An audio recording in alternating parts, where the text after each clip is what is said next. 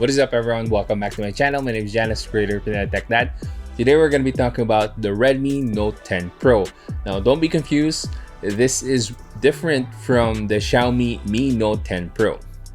So this is the Redmi Note 10 Pro. This is the proper successor to the ever so popular Redmi Note 9 series from last year, and I'm so happy to share with you guys everything that I know about this phone. I'm sure you've seen a lot of popular tech YouTubers already with their Note 10 Pro videos, but hopefully I still give you a lot of value with the information that I'm gonna be sharing with you guys here.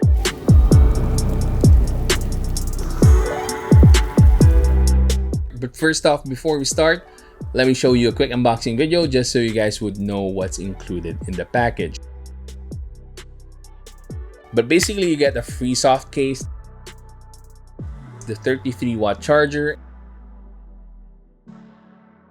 and a USB Type-C charging cable. Huge shout out to Xiaomi for still giving us a charger in 2021. At the bottom, we have a microphone, a USB Type-C charging port, and one of its two speakers. On the right side, we have the power button with a fingerprint scanner on top of it and the volume rockers as well. Just a quick side comment, I'm a little bit weirded out by the fact that this has a side-mounted fingerprint scanner because this already has an AMOLED display, and we all know that with AMOLED displays, you can now integrate the fingerprint scanner under the screen. But yeah, that's just a quick side comment on that. On top, we have the infrared blaster, a noise-canceling microphone, and the second speaker, as well as the 3.5mm headphone jack. Thank God we still have a headphone jack in 2021. And then on the right side, we have the SIM card tray. It's a dual SIM card tray and a memory card slot. So this is not a hybrid SIM card slot. So kudos Xiaomi, you did great on this one. Now at the back, we have a quad camera setup highlighted by the 108 megapixel main sensor.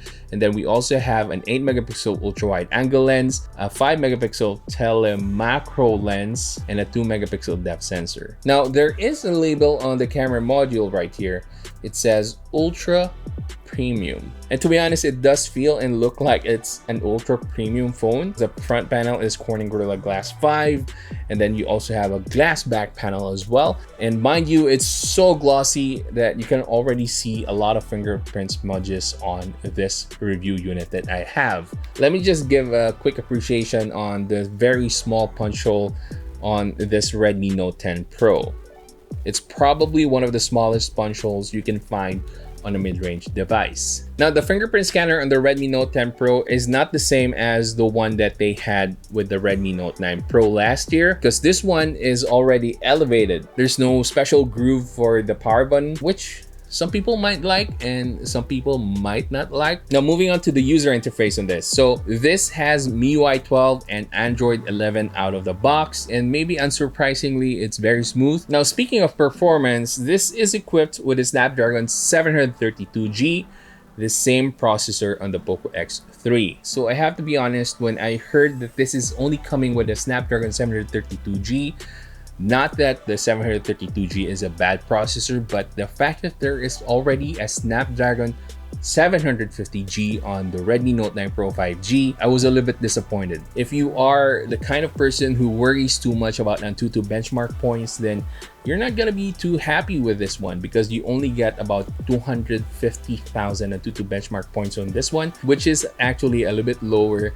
as compared to the Snapdragon 720G on the Redmi Note 9S and the Redmi Note 9 Pro from last year, which I believe reach up to 275,000 Antutu Benchmark points. But as you know, I do have a review unit right here, so there might be a lot more optimization as the year goes on. But yeah, ultimately, it's the same performance as with the POCO X3. So if the POCO X3 performed really well at the mid-range level, then this will perform just as well as the POCO X3. Now, this is what I'm excited to talk about because the display is absolutely gorgeous. Now, this is equipped with a full HD AMOLED display. It's not gonna be the top level Mi 11 1440p display that you might think of, but it comes close when it comes to the display on this, which is definitely something that you should heavily consider this for. And on top of that, this has a 120 Hz refresh rate. And yes, this is absolutely 100% real 120 Hz. All right, no fake 120 Hz, none of that.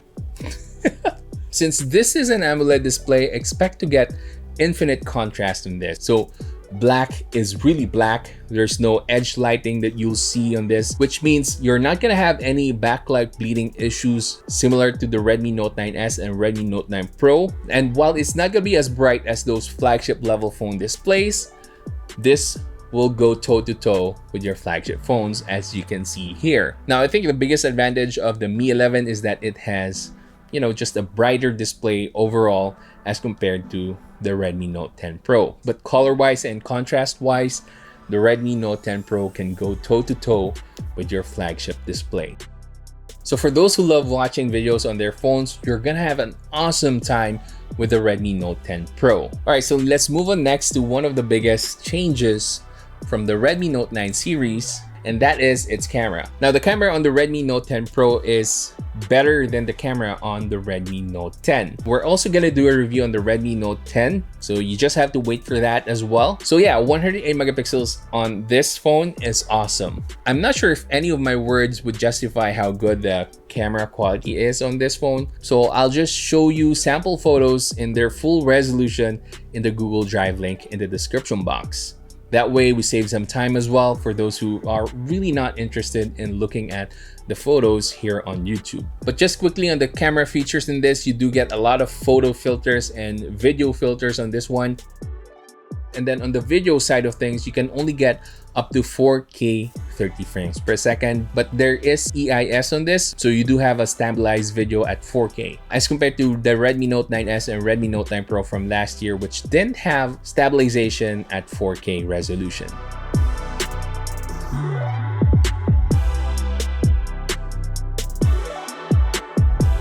As for gaming, we're not going to dive deep into the gaming portion of this one because again, this is equipped with a Snapdragon 732G. All of the games that work well with the POCO X3 will work just as well on the Redmi Note 10 Pro. Now, what I would love to point out, however, is the fact that this has a graphite cooling system, and I really think it's effective. So I played Genshin Impact, PUBG, Call of Duty Mobile, and Mobile Legends on this, and the Redmi Note 10 Pro was able to run those games perfectly. I didn't have any heating issue at all. It did run a little bit of warm after some prolonged hours of gaming, but not to the point that I wanted to stop just because of the heat at the back panel. So in my experience of reviewing phones so far, this one runs relatively cool as compared to other phones out there.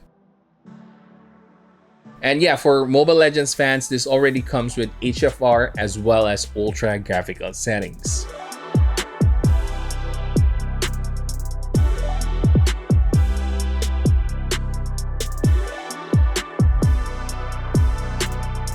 Anyone who's getting this phone for gaming will definitely love the Redmi Note 10 Pro.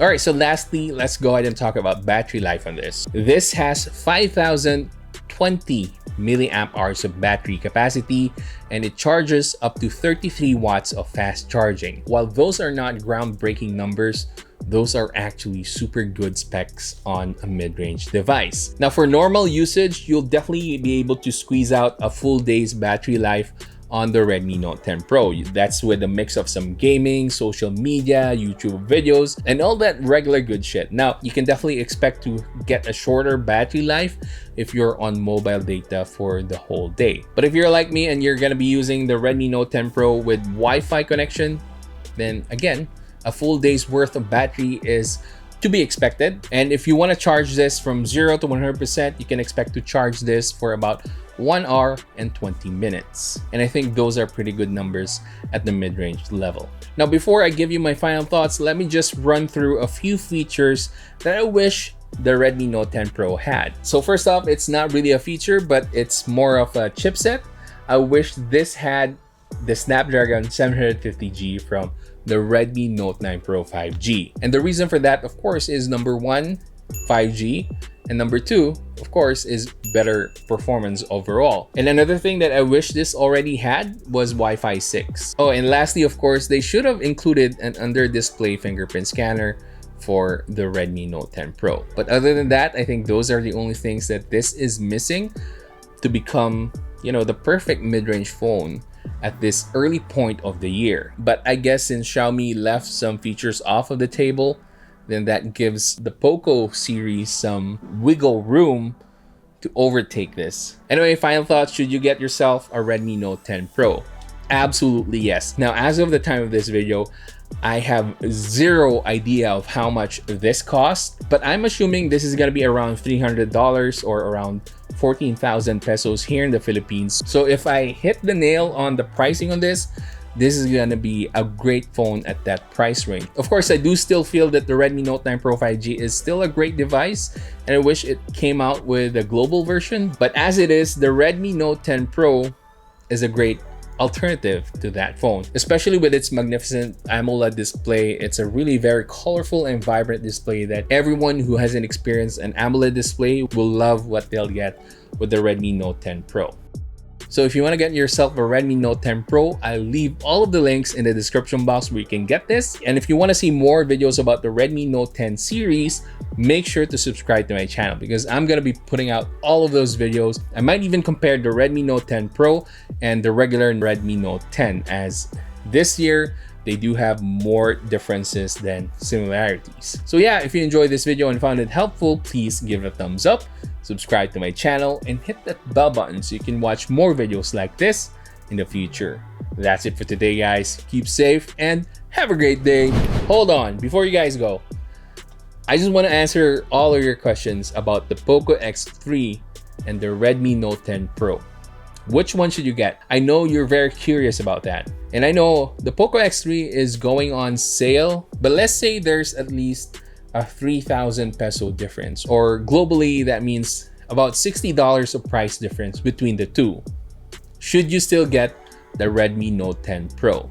And I say yes. That relative small price difference is worth paying, especially if you're gonna get an AMOLED display at 120 Hz refresh rate and a 108 megapixel camera. Trust me guys, it's gonna be worth paying that much more money on the Redmi Note 10 Pro as compared to getting a cheaper POCO X3. If the price difference is about $80 or more, just stick with the POCO X3. Alright, so I hope I was able to clarify that for you guys. I'll see you in the next video.